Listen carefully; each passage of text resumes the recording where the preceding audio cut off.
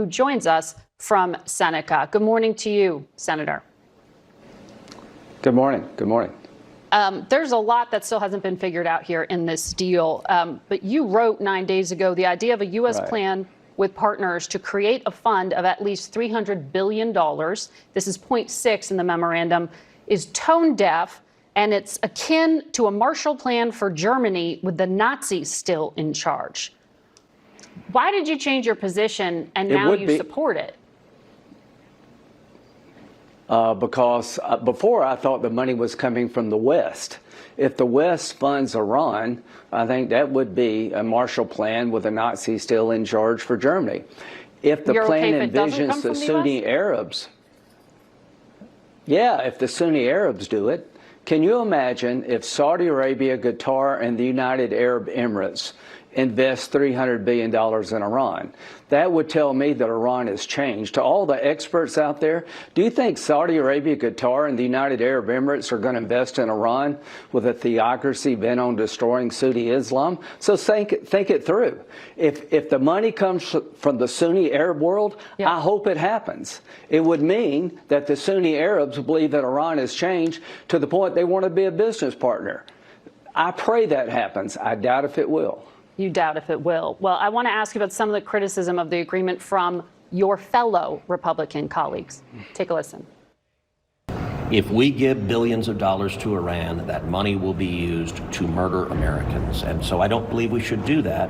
They'll use the money that is being released to rebuild their ballistic missile arsenal and begin to enrich again.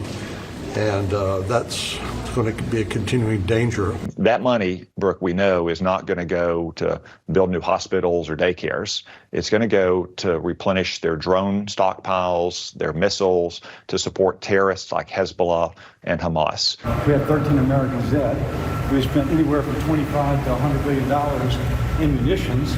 And it turns out we've lost a credible threat of attacking them again. So there's a lot of stuff in there that's bad.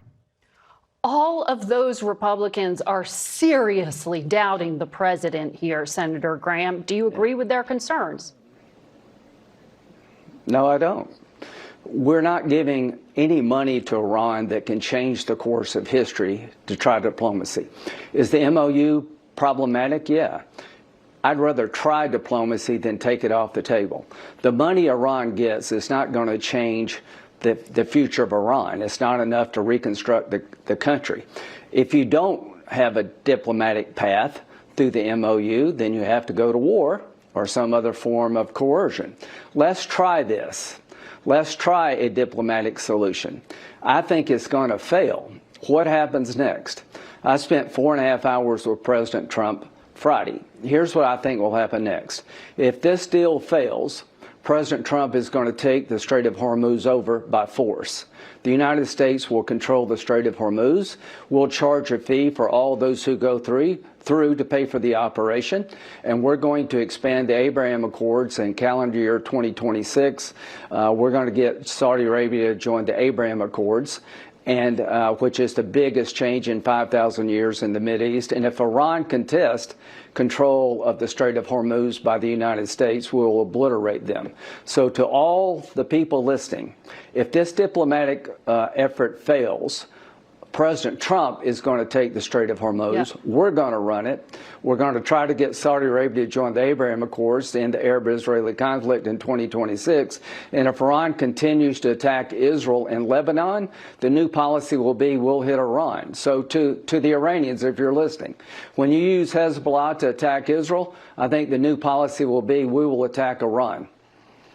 You have just laid out how you could turn what you think is a flawed document into an opportunity, but you're also suggesting there that you can get Benjamin Netanyahu or whoever is the next prime minister of Israel to recognize a Palestinian state, which is the price of normalization with Saudi Arabia. How could you do that on the brink of an election? Well, for about 2 years, Margaret, in case you missed this, I went to Riyadh and Jerusalem working on normalization with President Biden. Yes. We were going to announce a framework to have Saudi join the Abraham Accords, and at the end of October in 2023. Iran attacked on October the 7th. That created a real problem. The Arab world is very upset about Gaza, and everybody in Israel is very upset about October 7th. But we're going to pick up where we left off. And Donald Trump is going to empower me and others to jumpstart an effort to get Saudi to join Israel. There will be accommodations made by Saudi and Israel to Saudi and Israel. You have no better friend than Donald Trump.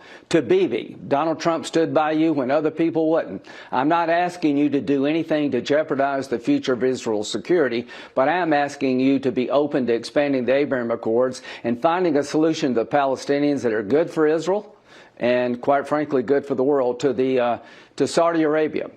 Now's the time to open negotiations yet again for you to expand the Abraham Accords, for you to join. I think this is going to happen in 2026, and it can't happen until Iran's in a box. If we get a deal, Iran will be in a box. If we don't get a deal, Iran will be in a box. To Lebanon, to the people in Lebanon, help is on the way. Hezbollah's been terrorizing your country for a long time. That's about to end. Senator, I have other questions I need to get to based on your responsibilities in the Judiciary Committee. President Trump appeared to sabotage his own nominee, Jay Clayton, who was going to be the nominee with a confirmation hearing last week to run the Director of National Intelligence. He told him not to show up at his hearing. So that left Bill Pulte, this controversial head of the Federal Housing Agency, who has no prior intelligence background or security clearance, in charge. Are you comfortable with giving Pulte the keys to the 18 agencies? I think what we had in place should happen. I think Clayton should be the new DNI. President Trump was told that Democrats were not going to support FISA reauthorization, and he got mad and pulled out of the agreement. They will. Mark Warner told me that there are enough votes to get FISA reauthorized, and I would urge President Trump to let Clayton testify, and that we nominate Clayton and get him affirmed as the new DNI. We don't want FISA to go dark. There's too many threats to our country for 702 to go down. Anybody who owns the shutting down of 702 under FISA will own a future attack against the United States. We're playing with fire here. You said you spent time with President Trump this past week. Did he say to you that he will do what you just laid out? I'll let him speak for himself, but I told him that any Democrat that shuts down FISA at a time of great peril to the United States is making a huge mistake. The same would be true of the Trump administration. We need FISA up and running. So here's what I hope will happen, that Clayton will appear before the committee, we'll get him confirmed, and we'll get FISA reauthorized as the original plan was. I think the Democratic votes are there. We're playing with fire here. No matter what side does it, America needs FISA up and running. Well, this you're talking about the surveillance tool that allows for foreigners of concern abroad to be monitored there. Bill Pulte went after the president's perceived political enemies and is accused of using private mortgage data and weaponizing it.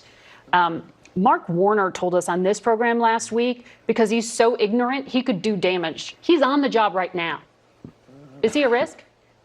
Well, I'm fine right now, but I won't be fine much longer if we don't get FISA up and running. And I think Clayton's the perfect pick. Clayton has got the confidence of both sides. Let's get him in a job that really matters. And I thought it was an outstanding choice by President Trump, and let's get this back on track. We can't, we gotta realize that there are people who want to blow us all up and kill us, and they're coming if we don't stop them. And if we don't get Iran in a box, we're in our trouble. So let's do it. Let's stop talking and get it done. Senator Graham, thank you very much. Got to go to a break. We'll be right back.